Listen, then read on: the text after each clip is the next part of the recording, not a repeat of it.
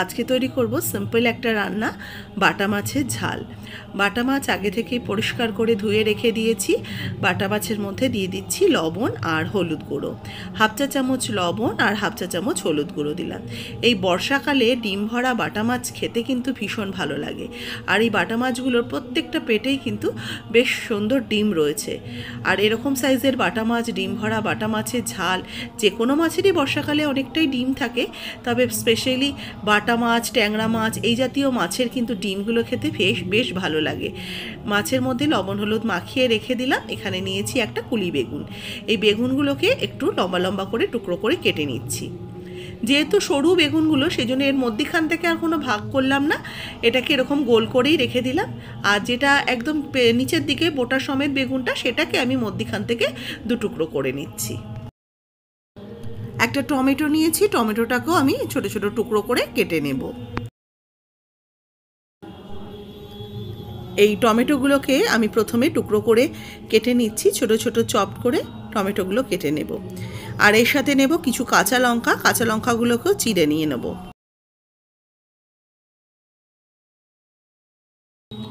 এবার একটা মশলা করব। শিলনোড়ার মধ্যে নিয়ে নিচ্ছি কালো সর্ষে, 2 চামচ নিলাম কালো সর্ষে। এতে নিয়ে নিচ্ছি কয়েকটা কাঁচা লঙ্কা, আর নেব একটু লবণ, আর এর সাথে দেব একটু জিরে, গোটা জিরে এর মধ্যে দিয়ে দেবো। এবার একসাথে এগুলোকে পেস্ট করে নেব। এবার অল্প অল্প জল দিয়ে এই সর্ষে, জিরে আর কাঁচা লঙ্কাকে ভালো করে মিহি করে পেস্ট করে নেব।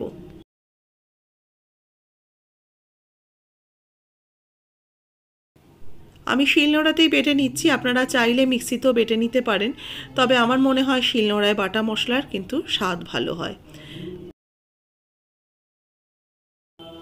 এবার কড়াইতে দিয়ে দিচ্ছি সর্ষের তেল। তেল ভালো করে গরম হয়ে গেলে মাছগুলো একটা একটা করে দিয়ে ভালো করে লাল করে পিটোপিট করে ভেজে নেব। মাছগুলোর মধ্যে যেহেতু পেটে ডিম আছে, একটু সাবধানে ভাজতে হবে, না হলে সবকটা ডিম ফেটে গায়ে আসতে পারে। আঁচটাকে একদম মিডিয়াম বা কমিয়ে রেখে মাছের পিসগুলোকে আমি ভেজে নিচ্ছি। এপিটোপিট করে ভালো করে ভেজে নেব, তবে খুব বেশি লাল করে ভাজবো না, কারণ এই জাতীয় মাছগুলো কিন্তু খুব টাটকা হয়। এগুলোকে হালকা করে ভেজে নিয়ে উঠিয়ে রেখে দেব।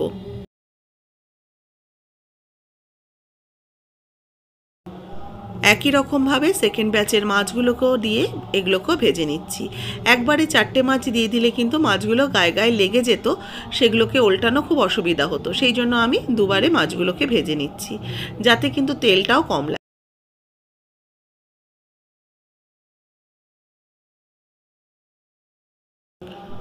এই মাছগুলো ভেজে নিয়ে উঠিয়ে রেখে দিচ্ছি। এবার এই বাদবাকি তেলের মধ্যেই বেগুনগুলোকে একটু ভেজে নেব। এই বেগুনগুলো ভাজার সময় কিন্তু কোনো রকম লবণ আর কোনো রকম ঢাকা চাপা দেব না, যাতে বেগুনগুলো গলে গলে যায়, কারণ বেগুনগুলো কিন্তু ভীষণই নরম। সেই জন্য ঢাকা ছাড়াই বেগুনগুলোকে ভেজে নেব। বেগুনগুলো হালকা করে ভাজা হয়ে গেছে, এবার এগুলোকে উঠিয়ে রেখে দিচ্ছি। এবার এই তেলের মধ্যে আরও একটু তেল অ্যাড করে দেবো। এর মধ্যে ফোড়ন দিয়ে দেবো কালো জিরে আর কাঁচা লঙ্কা।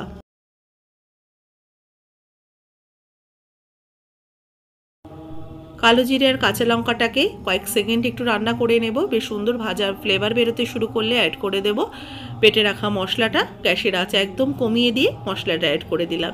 এর সাথে দিয়ে দেবো টমেটো কোচানো, টমেটোটা যেটা কুচিয়ে রেখে দিয়েছিলাম সেটা দিয়ে দিলাম। দিয়ে দেবো হলুদ গুঁড়ো হাফ চা চামচ। এর সাথে দেব লাল লঙ্কার গুঁড়ো হাফ চা চামচ। দিয়ে ভালো করে মশলাটাকে কষিয়ে নিচ্ছি। মশলাটা ভালো করে 2-1 মিনিট কষিয়ে নেব, তবে একদম শুকনো শুকনো করে কষাবো না, বা পুড়ে যাতে না যায় সেরকম পর্যায়ে অবধি কিন্তু কষাবো না। একটু মশলা থেকে তেল ছাড়া পর্যন্ত একদম লো আছে এটাকে নাড়াচাড়া করতে থাকছি। মশলাটাকে ভালো করে 2 মিনিট কষিয়ে নেওয়ার পর দিয়ে দিলাম ভেজে রাখা বেগুনের টুকরোগুলো। বেগুনগুলোকে দিয়েও এই মশলার সাথে আরও কিছুক্ষণ একটু নাড়াচাড়া করে নেব।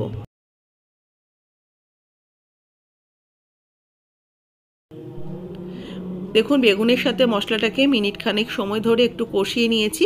এবার এর মধ্যে দিয়ে দেবো জল। 1 কাপ এর মধ্যে জল দিয়ে দিলাম, তবে এটা তো খুব একটা ঝোল হবে না, সেই জন্য 1 কাপের মতনই জল দিলাম, যাতে আস্তে আস্তে বেগুনটাও সেদ্ধ হয়ে যায় আর মশলাটাও গ্রেভিটাও সুন্দরভাবে ঘন হয়ে আসে। ঝোল একটু ফুটে ওঠার সময় তারপরে কিন্তু দিয়ে দেবো মাছগুলো। ঝোল ফুটে উঠেছে, দেখুন ঝোলটাকে আমি মিনিট 2 ভালো করে ফুটিয়ে নিয়েছি হাই হিটে। এবার আমি মাছগুলো দিয়ে দিচ্ছি। এই ঝোলের মধ্যে বাটা মাছগুলোকে দিয়ে এবার বাটা মাছ আর বেগুন ঝোল একসাথে ভালো করে ফুটিয়ে নেব। এটা আমি মিনিট 5 ভালো করে এটাকে ফুটেতে দেব। ঝোল ফুটে গাঢ় হয়ে আসা পর্যন্ত এটাকে ভালো করে ফুটিয়ে নিচ্ছি। আর এর সাথে কয়েকটা চেরা কাঁচা লঙ্কা অ্যাড করে দিলাম।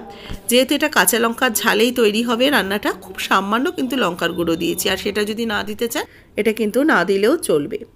এবার ভালো করে একটু মিক্সড করে নিচ্ছি, আর নামানোর আগে দিয়ে দেবো বেশ অনেকটা ধনেপাতা কুচি। ওপর থেকে ধনেপাতা কুচি দিয়ে ছড়িয়ে দিয়ে একটু হালকা ফুটিয়ে নেব। ধনেপাতাটা বেশ একটুখানি ফুটে উঠবে, ধনেপাতার ফ্লেভারটা ঝোলের মধ্যে চলে যাবে, ততক্ষণ একটু হালকা হাতে ফুটিয়ে নেব, তবে খুব বেশিক্ষণ কিন্তু ফোটাবো না। এবার এটা নামিয়ে সার্ভ করে নিচ্ছি। তৈরি হয়ে গেছে বেগুন দিয়ে বাটা মাছের ঝাল।